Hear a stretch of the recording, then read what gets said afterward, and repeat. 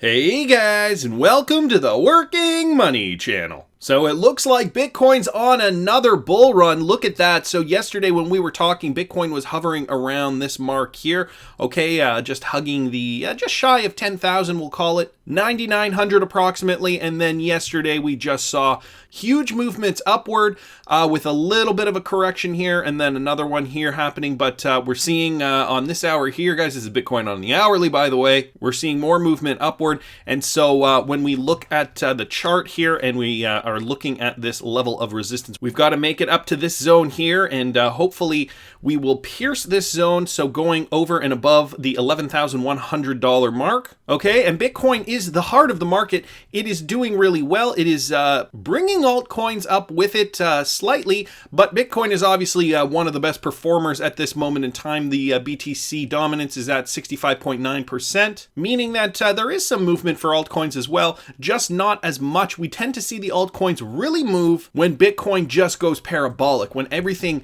just goes mental, and we start seeing that parabolic shift from, well, 2017. Okay, it wasn't until around this point here that we really started to see altcoins really move. Okay, it was maybe this final leg here. So I saw this from CCN, Bitcoin price. You should be real nervous if Bitcoin plunges this far.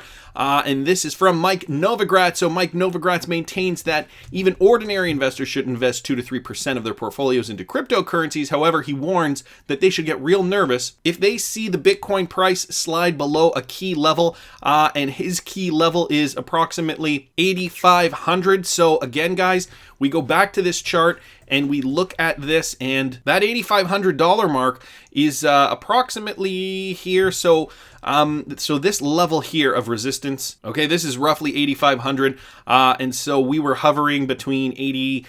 I put the markers here, 88 to 95, right? And we had dipped in here, now making our way back up.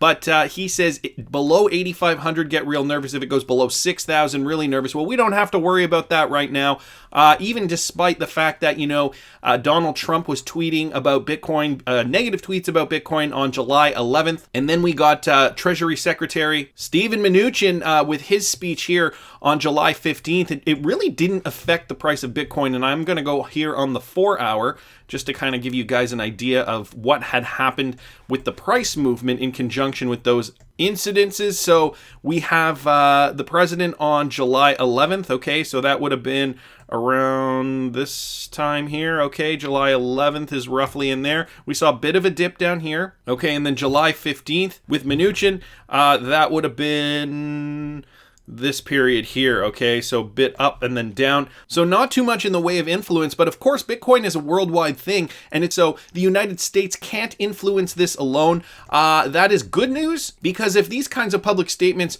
were really going to influence Bitcoin severely, we'd be in a lot of trouble. We've weathered bad news before, so I'm not terribly worried. Of course, it's the beginning of the month again, guys, and Ripple did release 1 billion XRP worth 314 million from Escrow.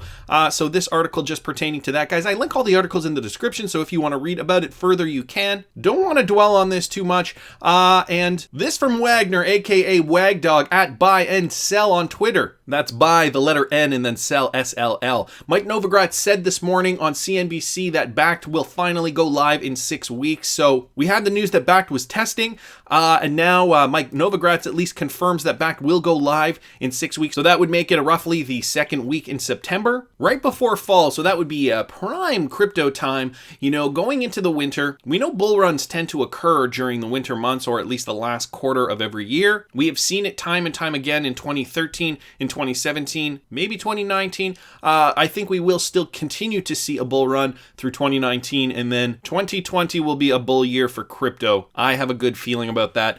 Another one from the Daily Hodl here. Ripple Exec says Fiat remittances more volatile than moving money with XRP. We've heard this story before numerous times.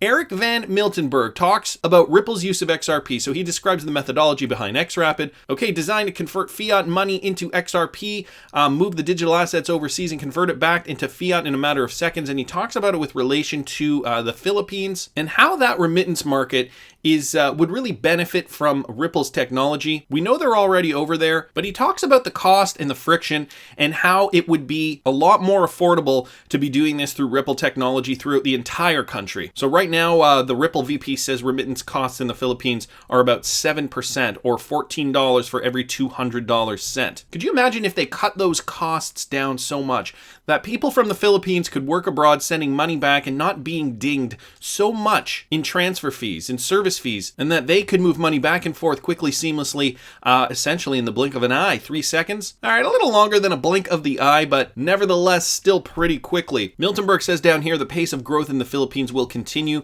We will double the size of our office, and that's reflective of the demand and activity in the region. So the Philippines, huge for remittances, and Ripple really penetrating Southeast Asia, where lots of remittances happen. This also on Twitter from Crypto Wolf at XRP Crypto Wolf on Twitter. Walmart is working on a cryptocurrency stablecoin, and there are MoneyGrams in every single Walmart. The new patent states the digital currency could be tied to other digital currencies. So could this have anything to do with Ripple and XRP? Well, that's a good question. I'm going to read a little bit of this and we'll discuss in a bit. A new patent filing suggests that United States retail giant Walmart may be developing its own US dollar-backed digital currency similar to Facebook's Libra cryptocurrency. So first off, it's a one-to-one pegged to the US dollar. So it gives the patent information here. And here's the description. Generating one digital currency unit by tying the one digital currency unit to a regular currency, storing information of the one digital currency unit into a block of a blockchain, buying or paying the one digital currency unit. Walmart continues to outline that the proposed digital currency project can provide a zero or low fee place for users to store wealth. Sounds like Walmart really wants to develop its banking leg, one that can easily be redeemed and converted to store cash at selected retailers or partners. Such accounts could even be interest bearing, the filing adds. The digital currency could alternatively be developed so that it can be spent anywhere. The filing states with prospective USD backing ensuring greater ease of deposits and withdrawals. It could, in another scenario, be tied to other digital currencies rather than fiat ones. Corporations becoming alternative banks. Early on in the filing, Walmart proposes that the launch of its digital currency could provide low-income households for whom banking is costly with an alternative way to handle wealth at an institution that can supply the majority of their day-to-day financial and product needs. And think about this.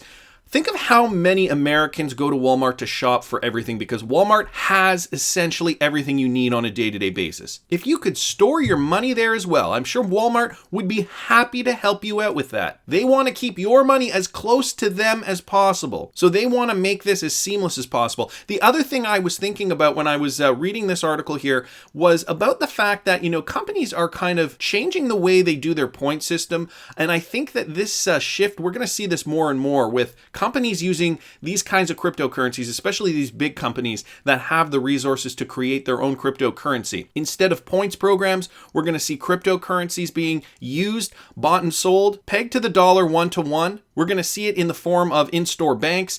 I think point systems. I think that this is going to kind of change the face of retail, and it already is in a lot of ways. Now, is this going to affect the Ripple and MoneyGram partnership? As we know, there is a MoneyGram in every single Walmart, but to be honest, guys, I believe that is a different facet to this altogether. The MoneyGram thing is for remittances, for people to walk into a Walmart and use that service specifically separate to the Walmart thing. I don't really think that this could affect Ripple, nor would it affect XRP. I think if anything, if you have your money in the bank of Walmart and you need to send a cross-border transaction, a remittance through MoneyGram, that could be beneficial. That could ease the process quite a bit, but I think Walmart is seriously focused on their own thing in order to get their customers to keep their money close and make it easy for them to transact within the Walmart stores. So I personally don't think it's a problem for the MoneyGram partnership, but I want to hear what you guys think. Please subscribe to the channel if you haven't already. Like the video if you like the content I'm providing. I always love hearing your comments. See you in the next one, guys.